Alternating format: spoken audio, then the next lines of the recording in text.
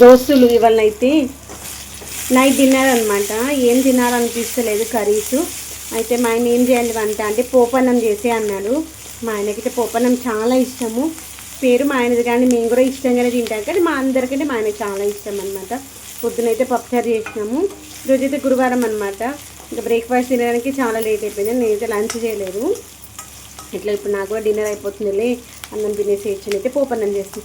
నూనె పోసి కొంచెం నూనె వేడిన తర్వాత ఆవాలు జీలకర్ర వేసి పెసరపప్పు మినప్పప్పు శనగపప్పు పల్లీలు వేసి అది కొంచెం వేగిన తర్వాత ఉల్లిగడ్డలు పచ్చిమిరపకాయలు వేసాను. అవి మంచిగా వేగుతూ ఉన్నాయి.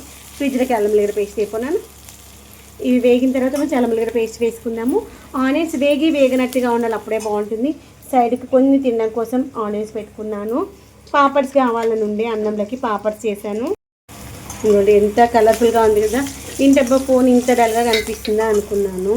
ఫోన్ బ్రైట్నెస్ తక్కువ పెట్టింది అనమాట. ఈ ఫోన్ మా అయింది, ఎందుకంటే తను కొంచెం బ్రైట్నెస్ తక్కువ పెట్టుకుంటుంది. అయితే ఫుల్ బ్రైట్నెస్ పెట్టుకుంటాను రెగ్యులర్గా వీడియో చూసే వాళ్ళకి అయితే వాళ్ళు పెట్టుకున్న బ్రైట్నెస్.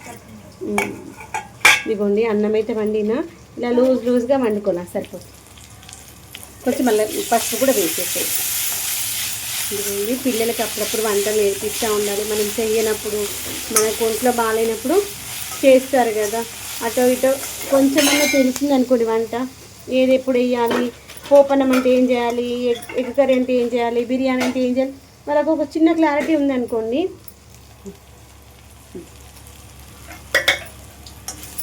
మా ఊరికైతే కొంచెం క్లారిటీ ఉంది, 20% అన్నా చేయగలుగుతాను అనమాట. ఒక ఈ కర్రీలో ఇది వెయ్యాలి, పోపన్నం అంటే ఇలా చేయాలి, ఎగ్ రైస్ అయితే ఇలా చేయాలి, ఒక చిన్న క్లారిటీ అయితే ఉంది. ఆ మాత్రం ఉంటే చాలా అనిపిస్తుంది.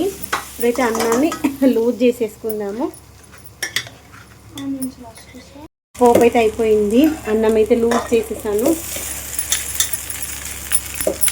అన్నం వేసుకొని కలిపేసుకు చేతులు కడుక్కొని చేస్తాను.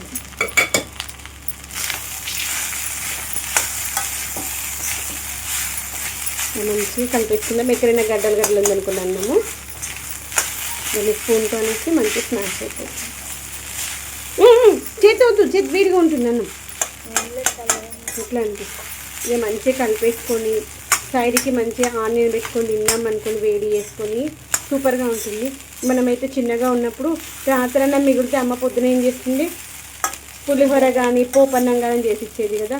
ఇప్పటి పిల్లలు పొద్దున అన్నం పెట్టామనుకోండి పోపన్నం చేసి ఏమన్నా పొద్దున అన్నం తింటారా అంటారు కదా, అంతే కదా. మంచిగా కలిపేసుకొని చాలు కూడా వేసేసాను, చాలు సరిపోతుంది. ఎంత కలర్ఫుల్గా ఉంది చూడండి.